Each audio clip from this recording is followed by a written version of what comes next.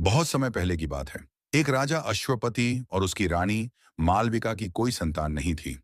उन्होंने कई वर्षों तक तपस्या की और अंततः देवी सावित्री ने उन्हें एक सुंदर और गुणवान कन्या का वरदान दिया। उस कन्या का नाम भी सावित्री ही रखा गया।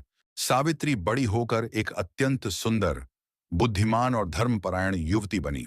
विवाह के योग्य होने पर उन्होंने स्वयंवर का आयोजन नहीं किया, बल्कि स्वयं वन में जाकर अपने लिए योग्य वर की खोज की।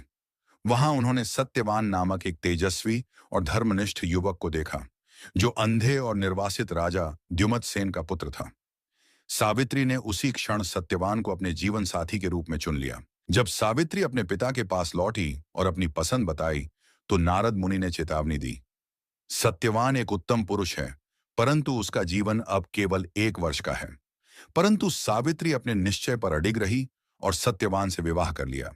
विवाह के बाद वह अपने सास ससुर की सेवा और अपने पति की देखभाल में लगी रही। 1 वर्ष बाद वह दिन आया जब सत्यवान की मृत्यु का योग था। सावित्री ने उपवास किया और जंगल में सत्यवान के साथ गई।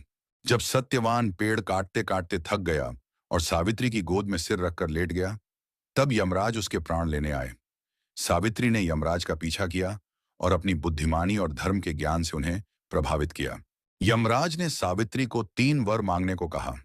सावित्री ने पहले वर में अपने ससुर का राज्य लौटाने की, दूसरे में अपने सास ससुर की दृष्टि वापस लाने की और तीसरे वर में अपने 100 पुत्रों की मां बनने की इच्छा जताई। यमराज को तब समझ आया कि बिना सत्यवान को जीवित किए यह तीसरा वर संभव नहीं है। उन्होंने सत्यवान को जीवन दान दे दिया। इस प्रकार सावित्री की बुद्धि, साहस और सच्चे प्रेम ने मृत्यु को भी हरा दिया।